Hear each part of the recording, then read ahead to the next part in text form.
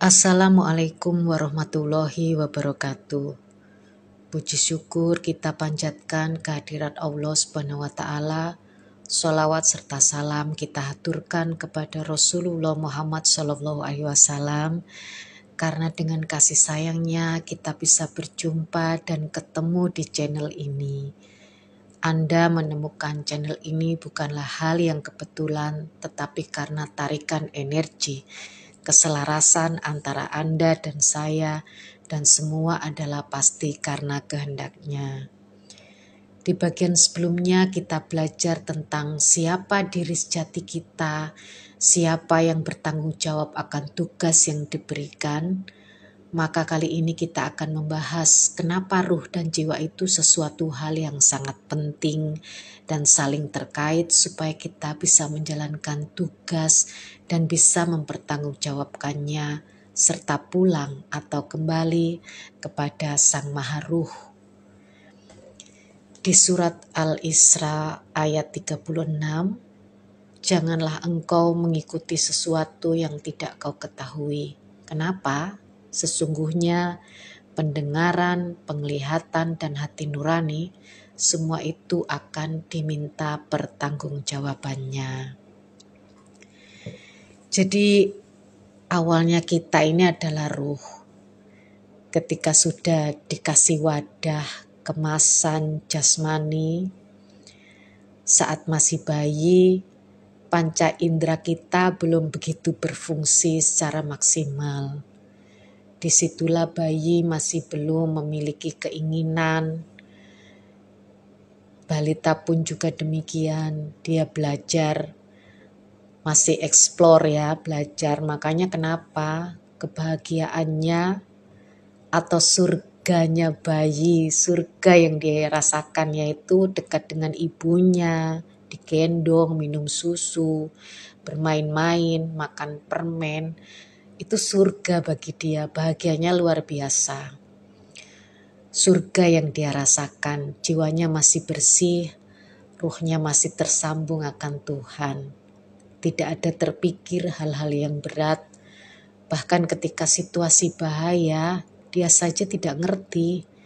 Makanya kalau anak kecil baru bisa jalan, dia nggak tahu itu mana jalan yang bahaya atau tidak. Ada tangga dia naik, tanpa tahu itu bahaya atau enggak. Nah, lambat laun semakin dia besar, semakin dia belajar, akalnya main, maka berlakulah hukum panca indera, penglihatan, pendengaran, rasa, dan lain-lain itu mendominasi, sehingga hasil panca indera tersebut menjadi program jiwa atau nafs kita. Sebuah hadis, tentu saja redaksi aslinya berbahasa Arab, ya, seperti ini. Al-nasu niyam idza matu intabahu. Jika diterjemahkan secara sederhana, makna hadis ini adalah sebagai berikut. Manusia itu sedang tidur, tertidur. Ketika mereka mati, barulah mereka terbangun. Apa yang tertidur? Lalu apa yang menyebabkan kondisi tidur di alam dunia? Tentu saja adalah ruh yang tertidur. Karena dunia adalah alam materi, alam fisik, alam jasmani. Dan fisik itulah atau panca indera tadi yang menghalangi orang-orang dari keterjagaan. Alam materi itu penghalang ruh dari keterjagaan, dari kesadaran. Semakin tebal fisikalitas seseorang, maka semakin dalam dan nyenyak tidur ruh dia.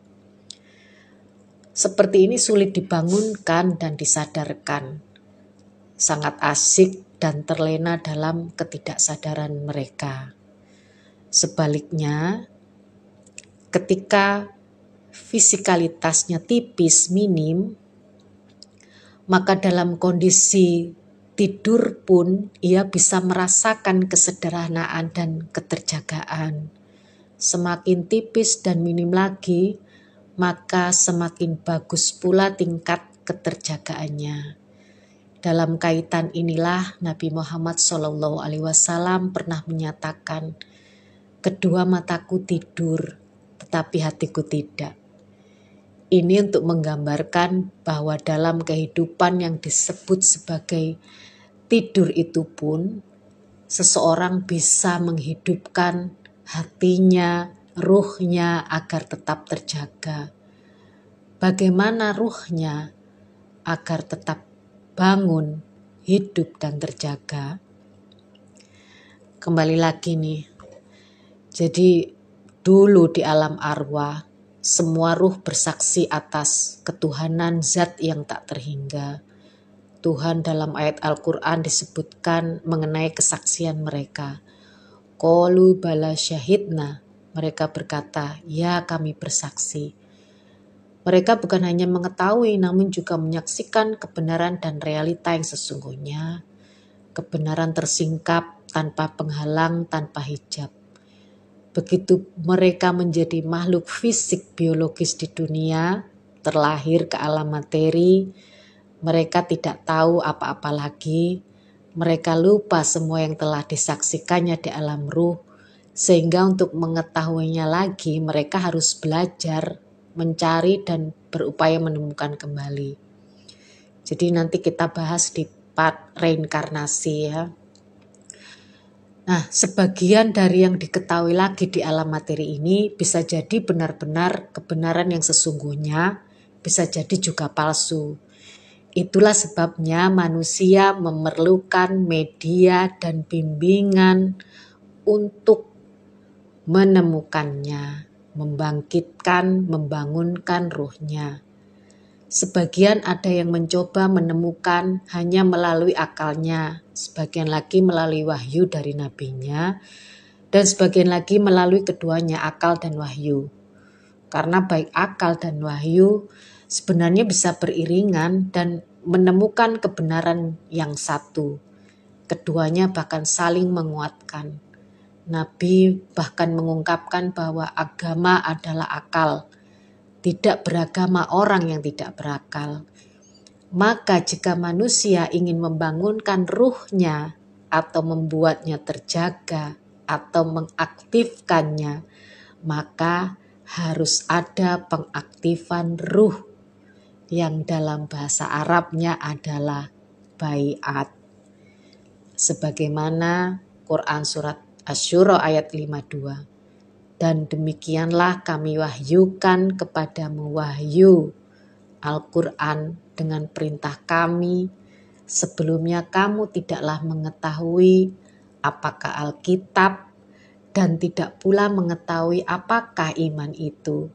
Tetapi kami menjadikan Al-Quran itu cahaya yang kami tunjuki dengan dia siapa yang kami kehendaki di antara hamba-hamba kami.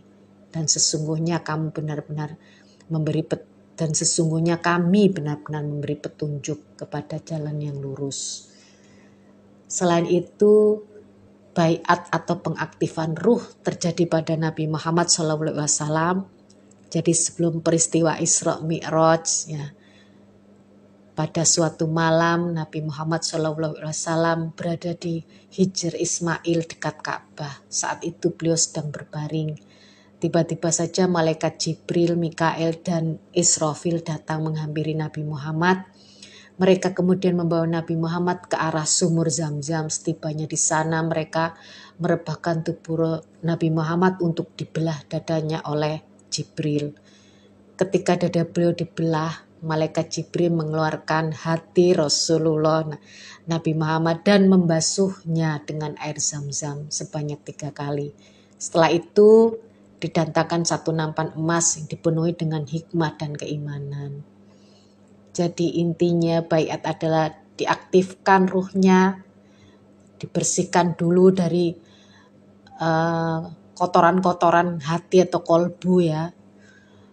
Nah nanti itu berkaitan ketika ruhnya sudah aktif, maka bagaimana teknik mengenolkan jiwa nafsumu seperti itu. Jadi semua